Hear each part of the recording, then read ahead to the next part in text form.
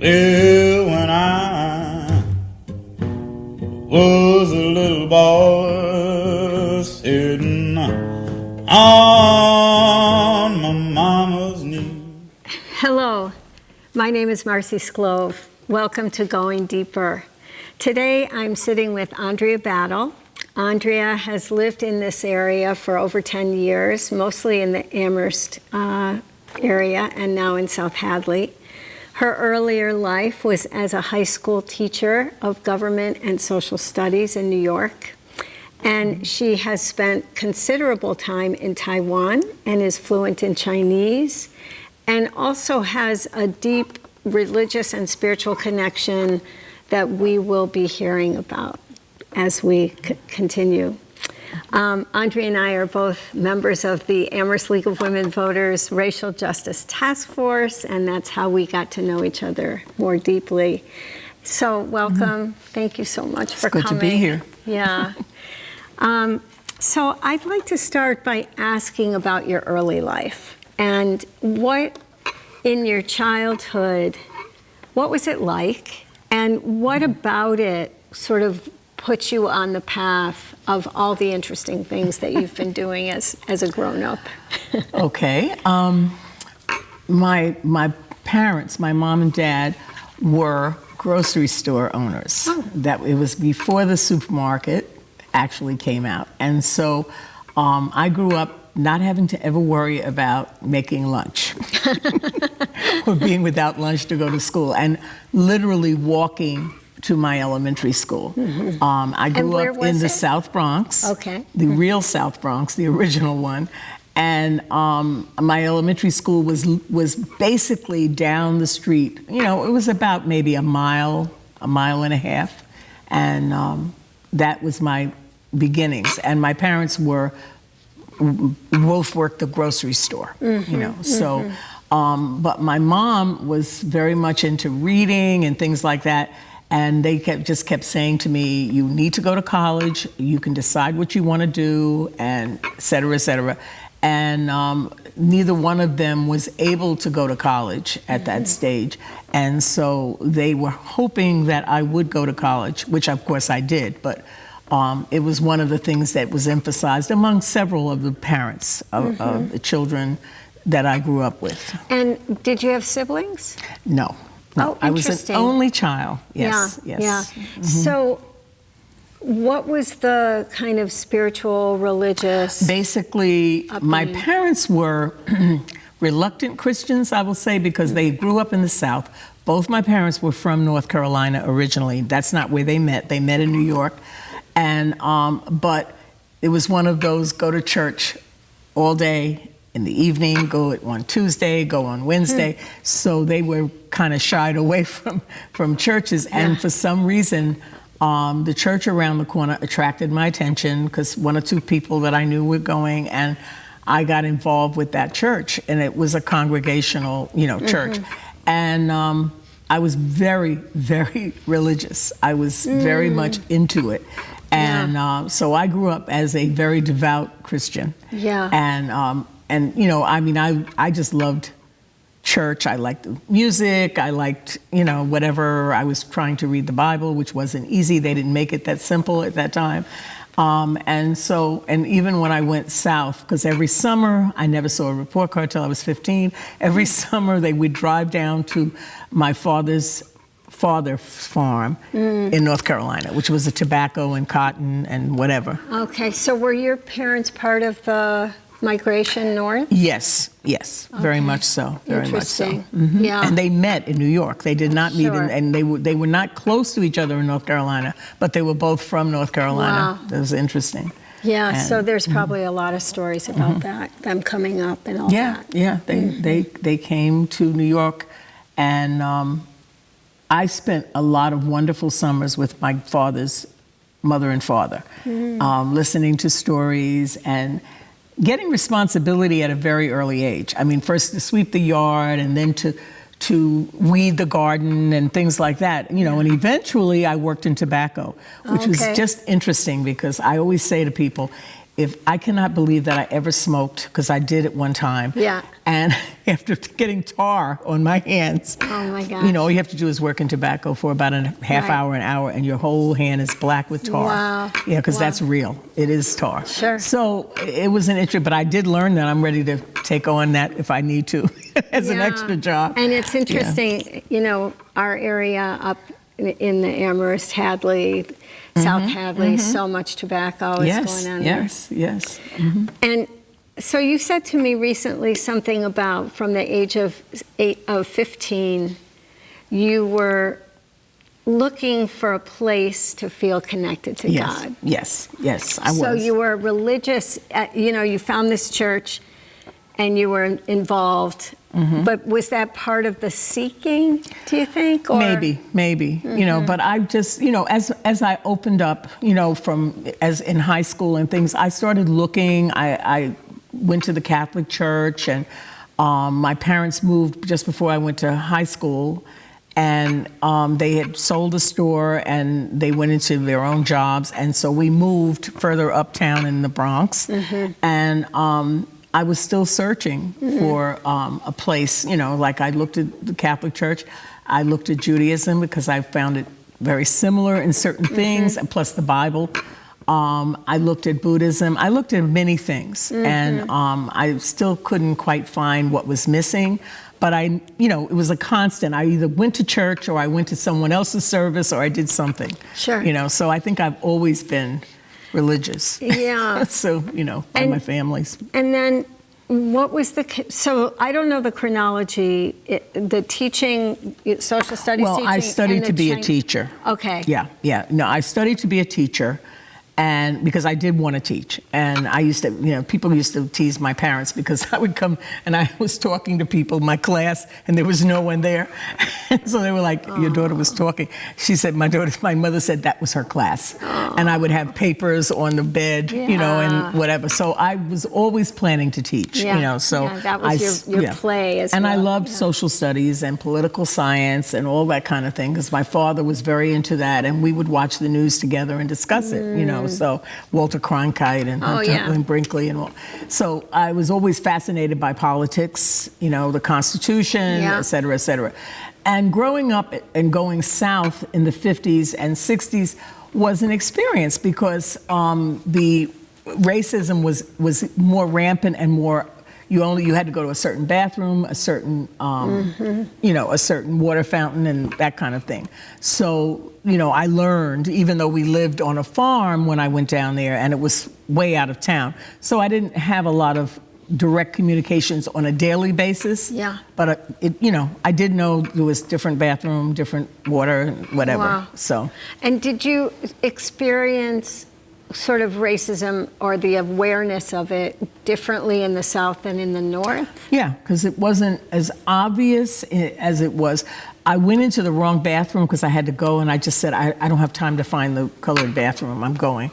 And my cousin came running in. If she had just stayed outside and let me go, those women would not have, they would have thought I was just a sunburned child because my hair was like a sandy brown. Wow. And my cousin was brown. And these women were standing in the bathroom like this, you know, when we were like 9. You know, I was maybe 8 and she was 9. Yeah. And my grandparents would not let me go to town again for a month. What, they punished you? Or No, they just said it was scared? dangerous. Yeah, because they prayed that nothing would happen because they could have burned the house down and done anything. Right. So that's when I realized this I have is to serious. be careful what I do, you know. I mean, it's like Emmett Till. I mean, he didn't realize, you know, saying something, he never realized that he would never live again, you know, and so this is after Emmett Till, you know, right after. Okay. And they said, no, you just won't go to town. We have to talk about it. And then they eventually let me go back, but I was very careful. Yeah. You know? Oh my goodness. Yeah.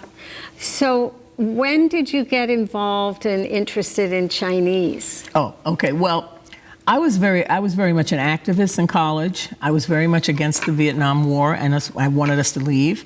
I was very much involved with civil rights, et cetera.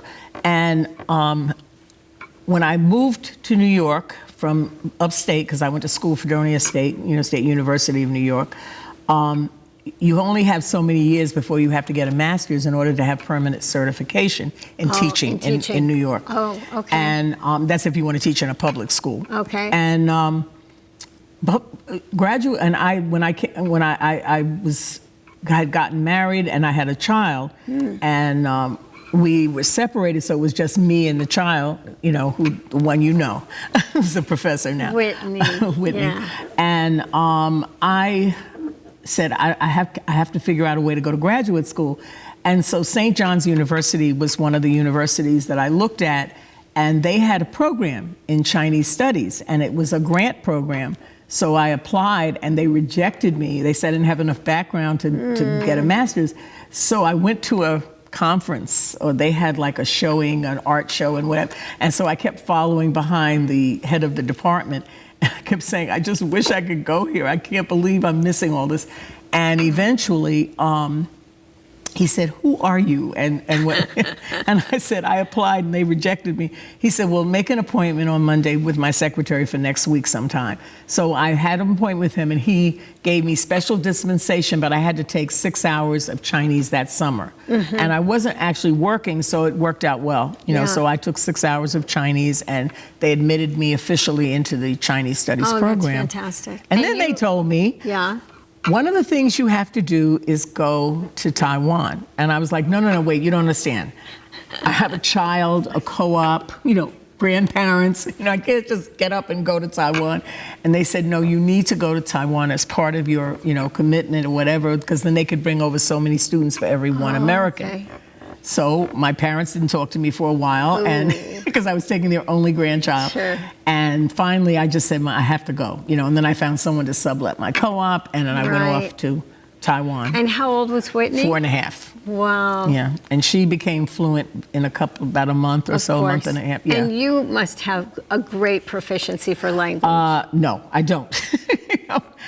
Spanish was my second language that I studied, and I got better at it. And I taught Spanish in Taiwan to one of the engineering schools, and I was teaching it. My main teaching was at the Liberal Arts College, Dan Shui, way up on a beautiful mountain. It's like in those Chinese drawings you see where they have the waterfall and everything. It was that kind of place. Wow. And I taught English to English majors, sophomores. And it was very successful, so much so that they asked me to stay, and they would help me finish my master's, and I can go on. But my daughter was convinced that she was Chinese. I love this story. So she was like, no, I am Chinese. I speak the language. I understand the culture. I am Chinese. And I said, okay, little black girl, we have to go home now because you cannot think you're Chinese. You cannot grow up thinking you're Chinese. And so but I made a concession. Once we got home, I let her go to Chinese school. I took her every Saturday. So she did have another year of Chinese school. But does she still have her Chinese language? No, but it would come back. Yeah. I keep telling her this.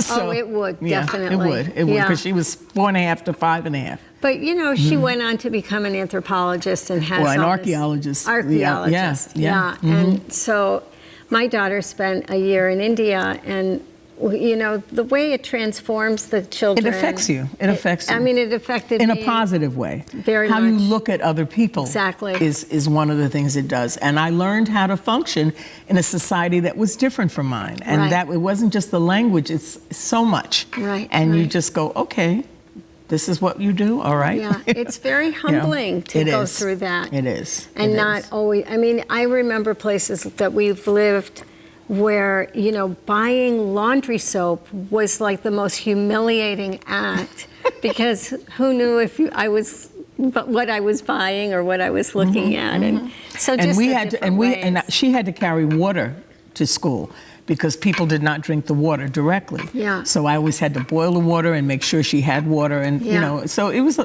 lot of things. And I would mix things, and then they had like a TV show where they had the kids doing something, and so it was like a mother-daughter thing. So I was like, okay, we're going to be on TV. How cute. And my friends were laughing because they kept focusing on me because I was the only non-Chinese in the thing. How were you treated there in terms of being non-Chinese but also being African-American? They didn't know I was African-American. They never considered me no matter what I said to them, they were like, yeah, okay. You know? And my Chinese was getting better, so it was like, nah, you're not. But the base was there, and there were a lot of African-American soldiers and wives and things. So I found out through a girlfriend that I met, she said, they do not call me Megorin, American. They call me Hayrin, which is black person. Oh. And I said, really? She said, really, you know. And they were calling me Megorin, American. Right, so, wow. And I even joined a church there. It was a Chinese American and European church. It was really good, and they had classes and everything. It was very interesting, you know. Wow, yeah.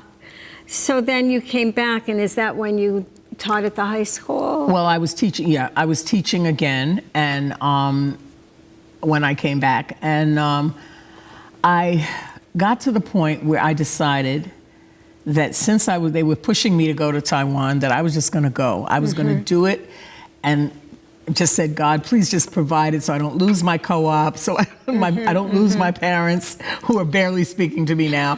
And I didn't, you know, and they found out that I took my daughter to a place that loves children.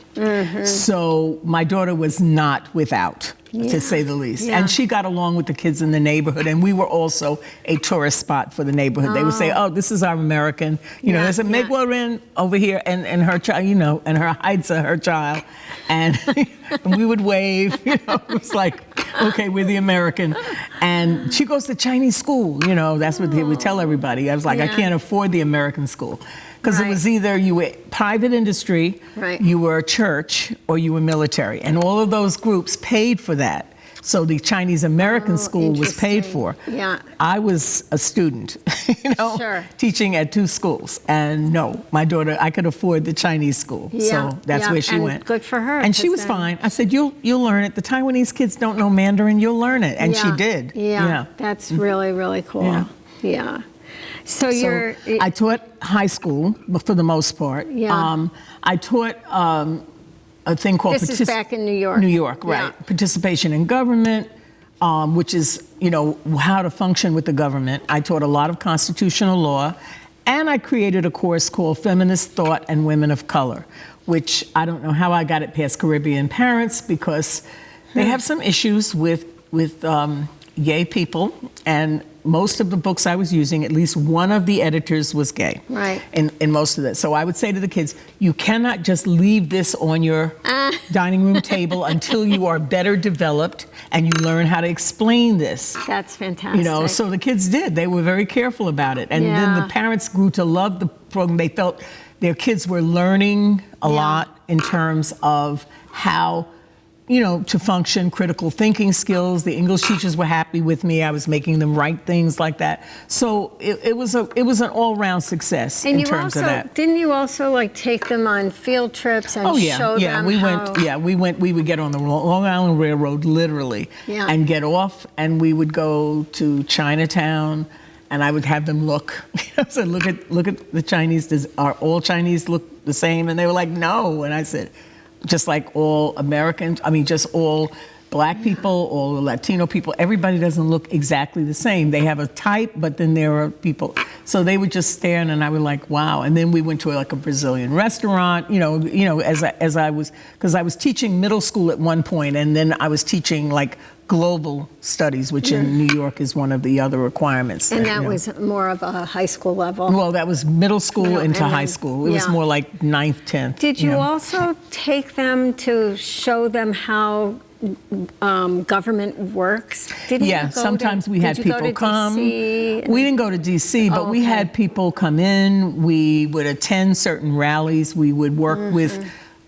we would write letters, and public officials would come, and I was on Long Island the last 30 years or so. So a lot of the public officials would come, the town supervisor and other people. So they got to know some of the town, because it was a requirement. You had to either take participation in government or AP government, you know, in order to graduate. Because just figuring out how to interface with government when you have a question, you want to get something done.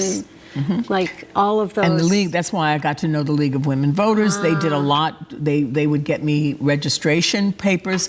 You know, I'm saying, now, first of all, you have to be a legal citizen. Right. And once you are, and you have to be 18, you know, because they had just changed the thing. It was no longer, when I was in college, you had to be 21. But it was 18 to vote. And so we would register, have the kids send it, and the school district said, just put them in the office and we'll send them off. So the kids got registered pretty fast. And we were able to pass a bond issue that allowed the school to get rewired because of my kids pushing their parents. That's fantastic. So that was the thing of government works if we go out and we vote, we learn, we teach people, and then we go and we do it. That was the idea. That's wonderful. So that was incredible. And why you get kind of frustrated these days. Well, yeah, I do.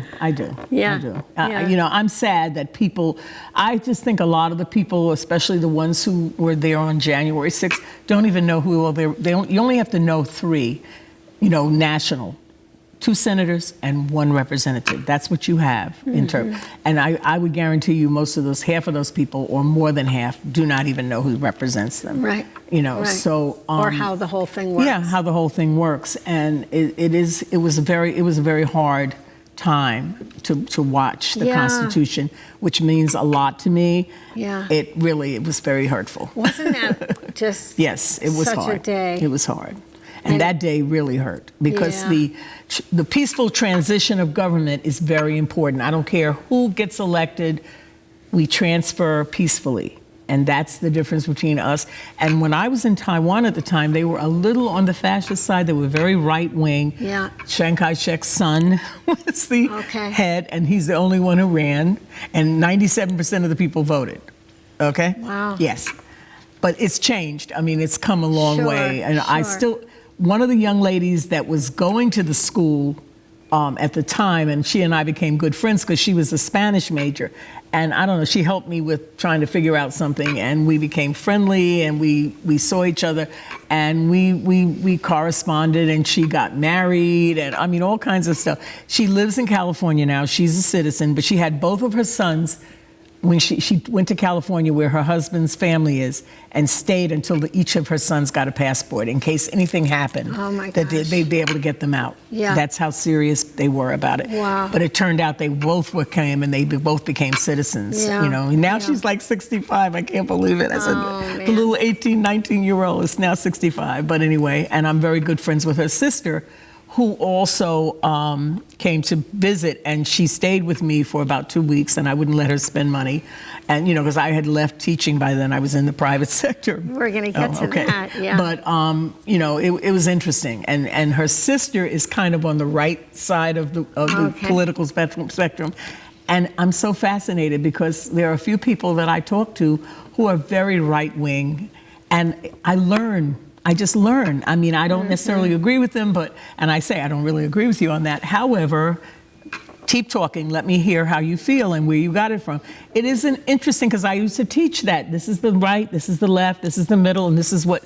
And if we can talk to each other and figure out a way, then we can live together, because that's what we've done for the most of the time. You know, now it's very difficult. Yeah. But no, but that's the same kind of thing you were talking about in terms of the religious stuff too.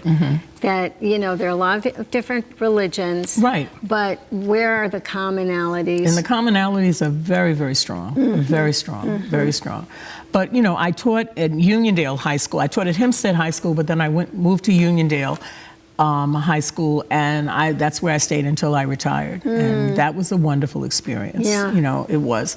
I was telling you today, I just talked to a young man who graduated my first class that I went there, you know, so that was nice. They keep up with me through Facebook and Instagram, how you've and all that. influenced them. Yeah. Well, I was fortunate enough to be chosen Long Island Teacher of the Year before I retired. And so that was really an honor. You know, there's thousands and thousands of people, you know. Sure. So I felt really good. Okay, so let's sort of shift gears to the Santeria. Okay. And the religious thing. And you've brought beautiful artifacts and things to show. Yes. But when did that come into your life? And at what phase?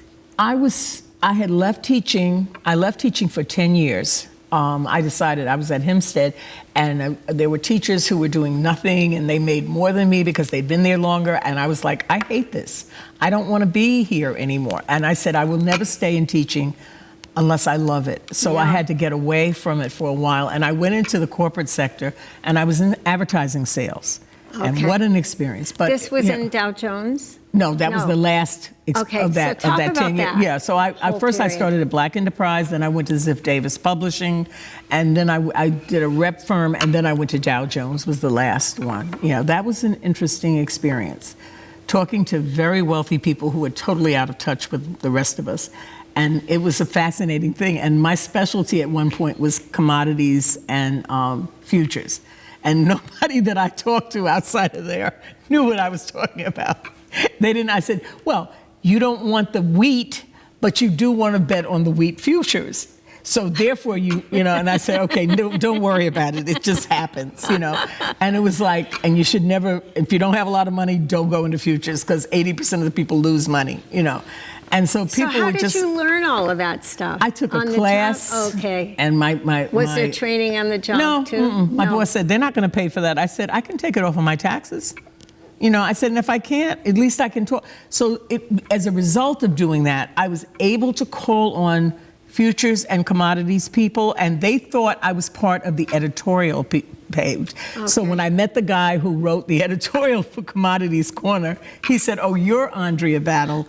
And I said, what does that mean? And he said, I keep hearing your name. And I was like, really? He said, how do you understand this? I said, I took a class. Uh-huh. And he said, oh, I paid attention. Yeah, I paid attention. I wanted to find out, and I asked questions. And so how do you sell somebody if you don't know what their product is? Right. I mean, that was my attitude about sales. Right. So wow. I learned a lot. And I know at some point you met, Donald Trump.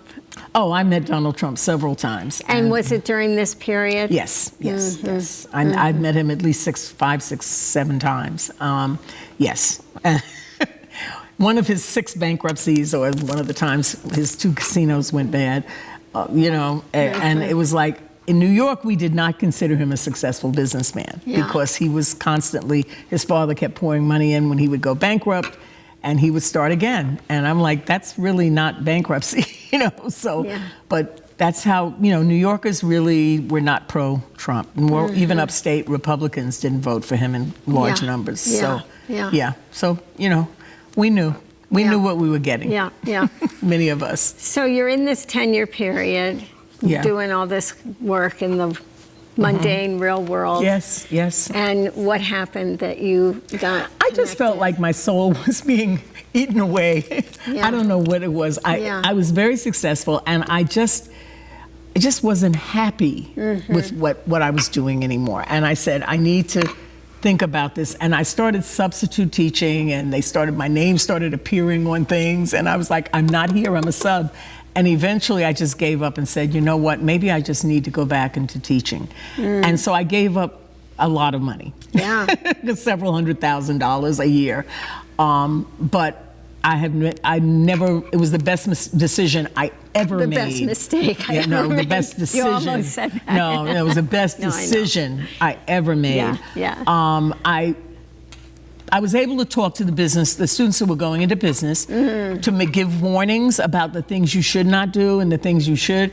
And, I gave them a lot of examples of things, and the people that I did meet, not that one, but like, Nikolai Bulgari of Bulgari Jewelers and Harry Winston. I met all these people because I was calling on, I worked for Pan Am Clipper magazine. I was with a rep firm, and it was Pan Am Clipper and US Air and, whatever. And so I met a lot of people, and a lot of people were very famous people, some of them, and especially when I got into the jewelry and all that kind of thing.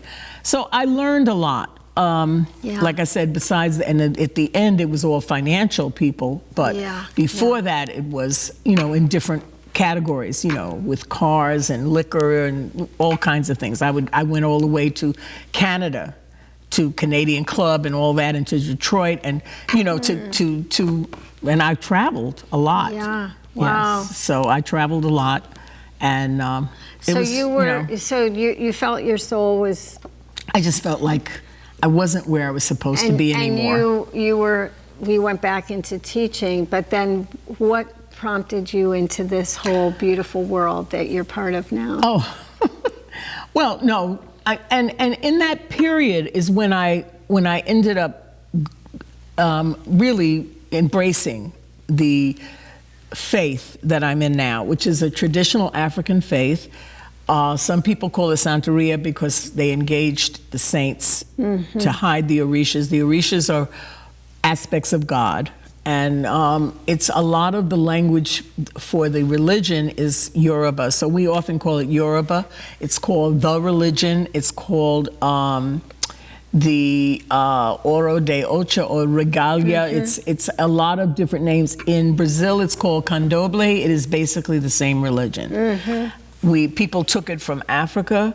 My line comes from Africa to Cuba to New York and Miami, basically. Okay. And I can kind of trace the people who came from Cuba that gave us the religion, basically. And those were Black Cubans mostly? A lot of them were. And some were not Black. Some of them were white Cubans or, fair Cubans, and that had come up because they were the ones that were able to get out, Right. And so we had to learn it the hard way. They didn't want, some of them were wonderful, and some of them did not want to give information. Well, it was kind of a secret religion for a long time. Well, yeah, it was a secret religion, but it wasn't secret from the people practicing it. Yeah, sure. But in my line, we were like, I think the first African-American, one of the first ones that was mostly African-American.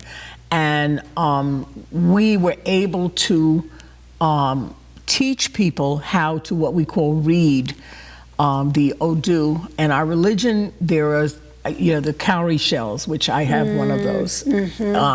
You see them in Hawaii and other places. Okay. And the bottom of the cowrie shell, it's thrown a certain way, and there are something like 256 different configurations, and you can put them together differently, and it interprets what your life is. It's beautiful. And it's a spiritual thing. It interprets that.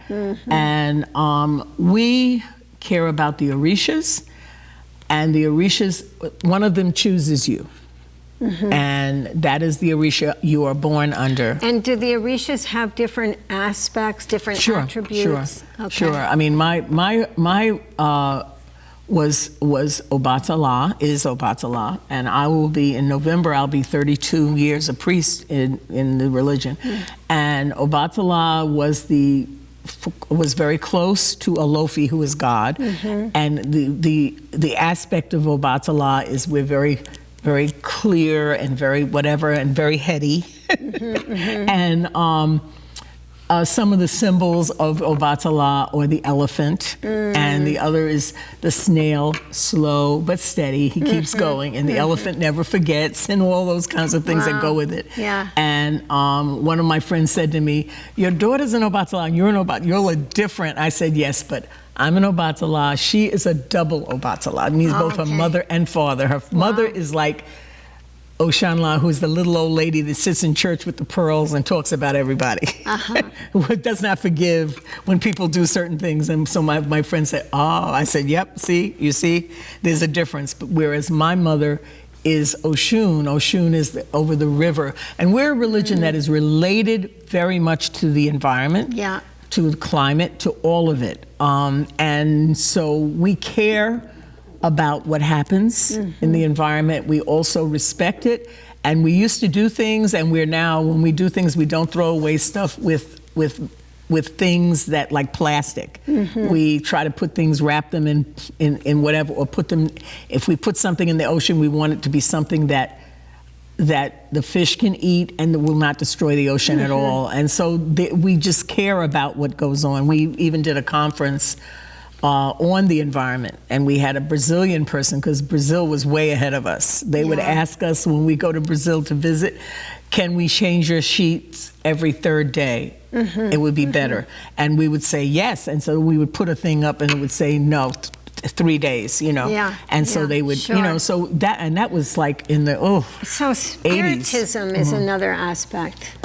Yes. Right? And so connecting with those who have passed. Who have passed. And what's the idea around, is there idea around reincarnation as part of it? Well, some people believe that. I mean, there are people in our religion that, you know, that do lean toward Buddhism. There are people who lean toward other things, but we call them egun. Egun is like bones. And as long as your name is being called, you will always live. Your spirit will always live. And it's like in the Jewish religion where you name after someone who has passed on. It's a way of maintaining, to remember who that person was, to keep going. To honor them. And because people were very upset when my firstborn grandson was initiated at the age of 6, but he was initiated on my 65th birthday. Wow. And people were like, that's horrible. And I said, are you sure that your grandson will be calling your name and his children and his children's children? And they were like, oh,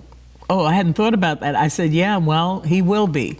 And and so we both, it's my natal birthday, it's his religious birthday. Wonderful. And you celebrate that every year, and people come, except this last year or so, we haven't been doing this. People are slowly coming, a small group, and we keep it controlled. Just like the initiations, we stopped them for a while, and then now it's controlled. It's only so many people in a place, no more than 10, and then they leave, and another crew comes in to help finish, or whatever. So it is, even that's controlled. So you brought some things to share. Yes, we are very vocal. And we talk to the Orishas. Those of us who are priests talk to the Orishas every day. We also talk, most of us are supposed to talk to our guides and protections and guardian angels and everything every day too, but we do try to talk to them several times a week. But those of us who are priests will usually pray every day.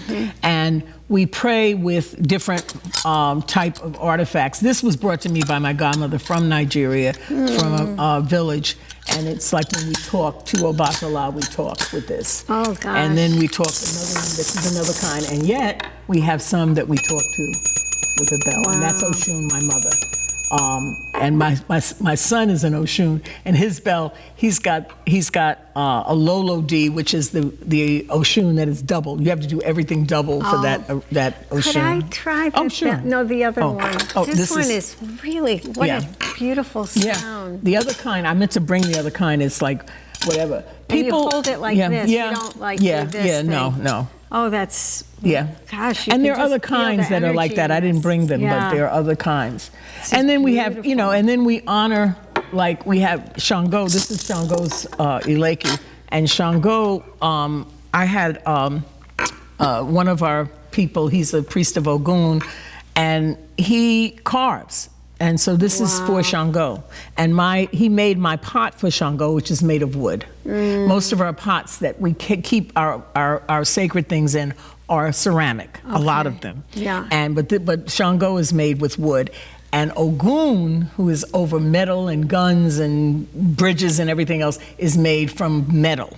It's different ones are different way. Different elements. And then Aganyu, who is the volcano, is Shango's, supposed to be Shango's father, and only a Shango can survive lightning. Usually they say, whatever. So is it the same artist that made the same both artist, of this? And this was Aganyu's, and I usually sit it with them with the particular, what we call sapero, which is the Spanish word for soup tureen. Oh, sure. A lot of them are originally soup tureens, but we have people who make those things also. And one of our potters is getting older and is not making it. So I'm sitting there gluing things. I'm not letting go of her pots, you know. And when you start in the religion, you usually start with the beads. And you've ever seen beads on somebody, they will have what we call them ilekis. And they're given usually 5 or 6 beads. This one is Ogun, this is Obatala. The colors have a lot to do with it. And this is Oshun. And different houses have different patterns. So the patterns vary, and then there's there's a side of the religion called Ifa, which in Nigeria is very strong, and that's a whole different, and that's a different godparent that we have for that. but all of them read you. And when you're initiated, you receive an Ide, which is of the colors, and then you get someone like my daughter's friend. Oh, this is part of my Obatala society. We get someone in Brazil to do this, so some other people. I don't know. I feel like I want to join this religion just for a lot of people like the Alekis. Yeah, they are. They're very interesting. They're beautiful and colorful. Yep. And actually, I am picking up some energy here as you're, showing this stuff. It's real, and I was talking about the book called Growing Up Yoruba, and this is written by Kemba Mchawi, my godmother's oldest daughter. And she had 2 sons. The oldest one was a son, and then the youngest one was a son, and they both passed away from... I don't even want to get into it, but one said that he jumped off a roof, which we know that did not happen. He was getting ready to start college and was engaged and whatever. So we know it wasn't. Very tragic. It was. And the other one was shot, and it was never done correctly, and he ended up getting sepsis or whatever. So she lost both of her sons. My godmother's a very strong person. Yeah. But she has 3 wonderful daughters, and they're all Orisha people. This is the oldest daughter. And she wrote a wonderful book called The Teen Guide for Practicing the Yoruba Lukumi Tradition. And she talks about incidents and things that happen and, what you do. And the other book that I was bringing, there's a couple of books on it, but this is Ararara, but it's hard to even get into it. It's about Shango. Yeah. Who was the first king, supposedly, and how the religion progressed from the western part of Africa into Benin and parts of Nigeria. And this book is so convoluted and complicated, it took about 15 of us to read it once a week. We would read 40, 50 pages a week, and then we would discuss it. And it took us about 4 months to get through it, 4 or 5 months. That is just amazing. So it's a lot of complications. To say the least. Well, it's very involved, but a lot of it, I know, a bunch about Hinduism, not a ton, but I practice Hinduism, and a lot of it is so reminiscent, as you were saying, these old religions that... they're very related. They're very related. And in Hinduism, the gods and goddesses all have different attributes, as you're saying, and different people, different families, different regions will focus on one or another. In Nigeria, you would only get one Orisha or whatever. So when they came here, we ended up giving 5 or whatever at a time, and that's unusual because you'd have to go to a different village to get a particular Orisha.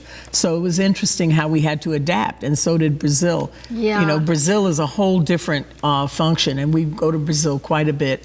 I've been 5 times to Brazil. And, so in Brazil, I was in Brasilia many years ago in the 90s, I guess it was. And in Brasilia, we did a bunch of church, tours.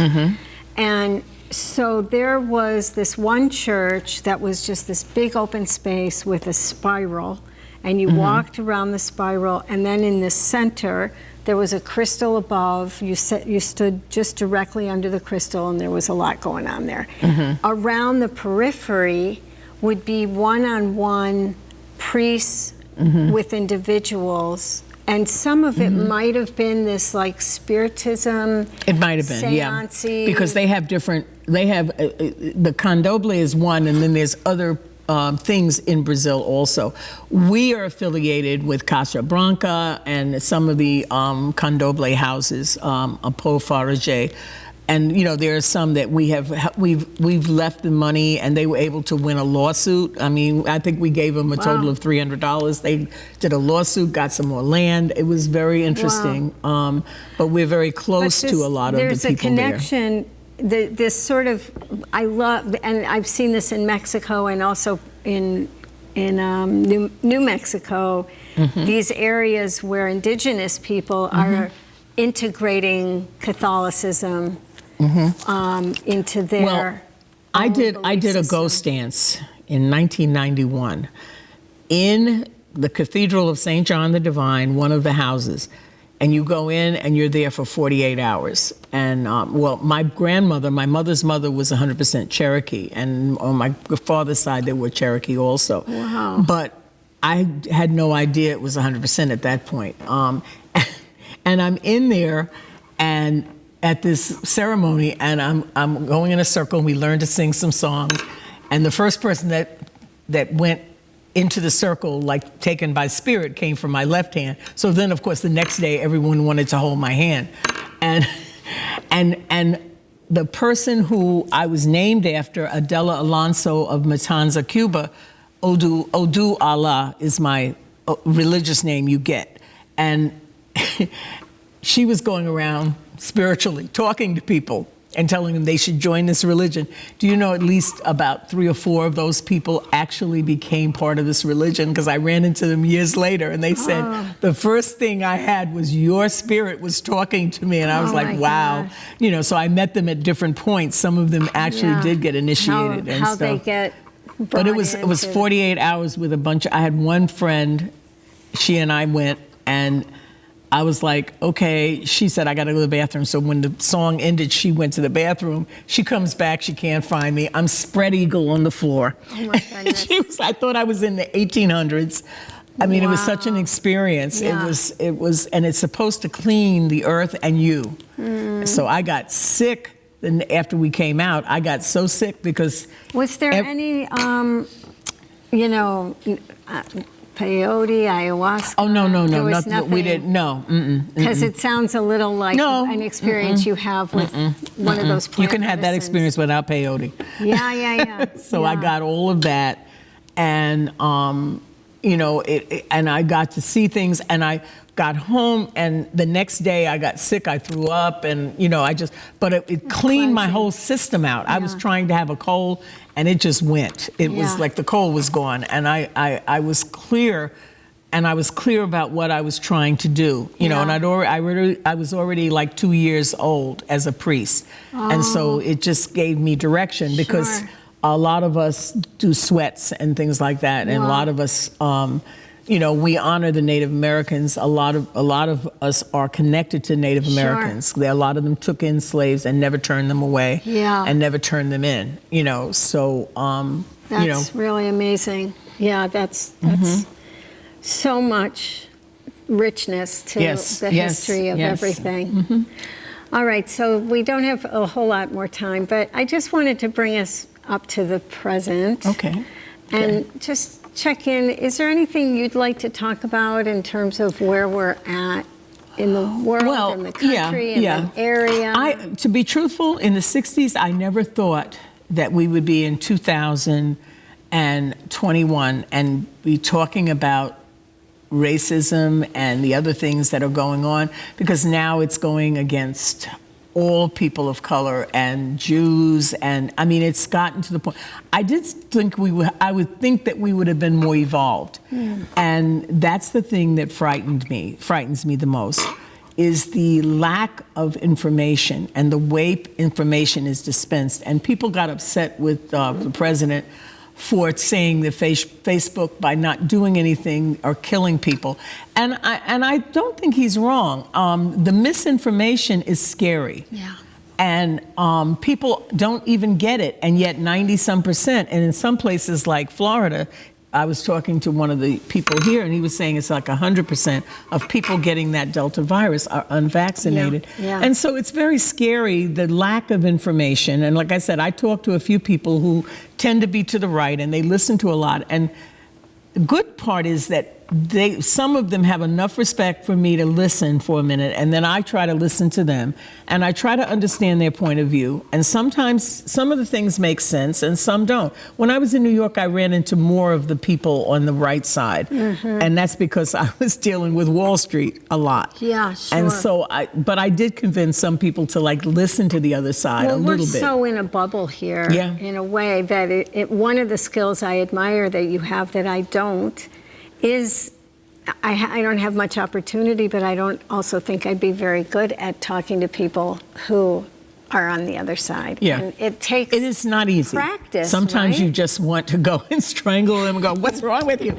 But you can't, because people have points of view that are different. Right. And they're not always just wrong. They're just Right. sometimes misinformed. Sometimes they don't have the same tools or whatever. And I think there's hope.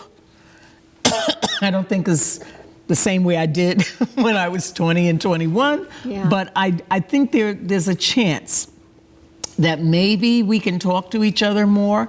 And I just think things are happening for a reason. This virus is not, I do think that God is looking at us and watching us and saying, what are you going to do with this?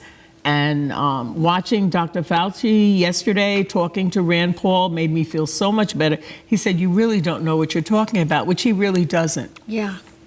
I think he's an optometrist or an ophthalmologist or something like that. He doesn't know anything about infectious diseases. Yeah. So, and it's like you can't talk because you came unvaccinated and sat at a table. And it's almost scary. Yeah. That how many ways do we have to explain it? And I'm not going to knock people who are anti-vax. They really have a problem with vaccines. I have a friend that's on the other side of the world, and he's a wonderful person. And he said to me, first of all, he said there's no such thing as climate change and whatever. He lives in Germany. I was glad to know he wasn't affected. And he fell in love, and I kept telling him, you're going to meet somebody, I can feel it. It's spiritually, I feel it. And sure enough, he did. And now they're about to have a baby, and he's very excited. And she talks to me, too. And I'm saying to myself, do you realize that he just said, I'm not going to be vaccinated because you can't find a vaccination that short a time. And I was trying to say, that SARS and the other help them. And I have students who are research scientists, and they were saying they're so far advanced, it doesn't take them 10 years. It only takes them 6 months to do what used to take 5-6 years. Right. And so trying to explain this to people, they really don't want to hear. So he said, it's mostly chemtrails and geoengineering. I said, yes. Those are the things that caused climate change and global warming. Those are the things. So one day, I said, if I ever get to Germany to see the baby who's going to be born, I said, they should be born on my birthday. But it's supposed to be August 11th or the 7th. I said, the 3rd would be good, Is that your birthday, August 3rd? Yes. So I said, so I told him and Christina, you'll need to have your baby on my birthday. But anyway, so... But, I said, I don't want to argue with someone that far away that I really care about. We've made a relationship. Right. So I don't really want to, because it's pointless when people have certain feelings. You have to allow them to say that. And you go, okay, we don't agree on that. Right. No. I said, okay. He said, but I still care about you. I said, I know you do. So I'm not offended. It's okay. Yeah, no, that's great to disagree and still come away having affection for each other. I think where we get stuck is where we start without any affection or any respect for either side. On both sides that's the case. And I taught with Sean Hannity's sister. She was a guidance counselor in my school. And I was like, I know Sean Hannity is your brother. I'm going to leave it there. And she said, thank you. Mm-hmm. And that was it. And that was it. And I never quite understood where she was, but I think she didn't want to talk about it. Yeah. And so I wouldn't say, anything to her, because I would not, Tucker Carlson, Sean Hannity, those are people that and Bill O'Reilly was from East Meadow, which was the next town over. But, I think that it goes back to the education piece that you were talking about and the really great teaching you did with middle schoolers and high schoolers, just understanding the system, understanding what is critical thinking, how to do it. Because I think people just, there's so much they do not have the knowledge, the experience from a young age. A mutual friend of ours was telling me recently that when she taught high school, she worked out a situation that every student got a copy every day of the New York Times. Yeah, we used to read it. We used to discuss the Times. And they would look at it. In AP government, we'd have to read it. Yeah. And what's on the top part of the front page, what's on the bottom, what isn't on the front page, what doesn't get reported, as well. So like the critical thinking is happening, and then looking at the articles and really well, that was what was so useful about the feminist class. There was critical thinking skills involved, and so that helped a lot of students a lot of them were Latino or Jamaican or Haitian, and there was a lot of prejudice against gay people, and that kind of changed. And I said, you cannot come in here and be homophobic. If you're so homophobic you can't change, then this is an elective. I'm not going to allow you to do that. So it's okay. Yeah. It's really not acceptable. Yeah.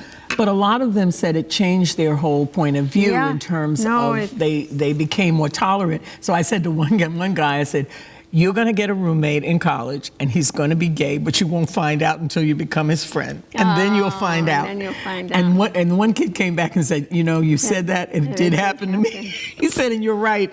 I still like him. We're still friends. That's and the so best it way. It was like, oh, really? And I said, yeah, you really have to figure it out. Just like trying to figure out pronouns. It's not easy for me. Please, they made sticklers out of us for, she has to go with this, and I'm learning how to say they, I'm learning how to say, and I'm learning to respect what other people feel that they were born as or whatever, and what the cis is and what isn't, and I'm just learning, and I keep saying to them, please correct me. Don't let me just say it wrong and then let me walk away thinking that I'm saying it right, So most of them have helped me, most people have helped, with that, because you have to, in order to understand people, you have to learn how they feel. Exactly. And most people have not been allowed to be who they were for a long time. So I don't have anything against any of them. And anybody who feels that they are not comfortable being what they were born as or whatever. So then what do I call you that makes you comfortable? I call you they, I call you this, that's fine. Just correct me if I mess it up. I will not be offended. So hopefully we can make people open their eyes a little bit and think for a minute. That it could be me, they could be against me. And we all are not the majority in some aspect, right? We're all, the underprivileged or the not privileged in some way. So how can we take that piece of ourselves and connect it with that part of another person? Well, I tell people one of the problems that I think we have is that I don't think that most African American, Latino people, and people of color in general, including Native Americans, are out to try to right the wrongs by doing the same things. I don't think most people want, because they know what it's like. And it's like, no, we're not going to enslave. We're not going to take everybody's land. That's not what we're trying to do. We're trying to make an equal position here for all of us, so that we can work in a world together. Let's see if we can work this out. And it's a hard thing, because people are afraid that by losing their majority or their ability and their privilege, that they're going to lose everything. And that's probably not going to happen to most people, So, Andrea, this is a great conversation. Well, I hate to. It's been great working with you, and it's been really good trying to work with racial justice. And meeting the people who are working also with it. It's been a wonderful thing, and we're going to keep working. We are until we get it right. But somebody gets it right. So not in our lifetime, maybe, but we'll try. And thank you for the opportunity to talk about the things that are important to me in my life. I also want to thank Greenfield Community Television, their staff, the volunteers. You guys are awesome. I also want to offer, if anyone wants to watch another one of my interviews, you can go to marciesclove.com, and they're all there. So thank you again. Thank you. And we'll see you next time on Going Deeper.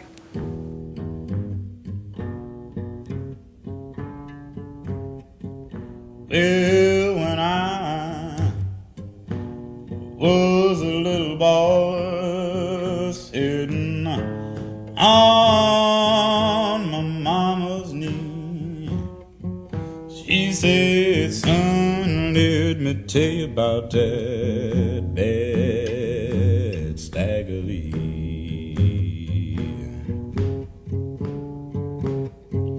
She said, son, he was a bad man, Lord, the baddest man I know.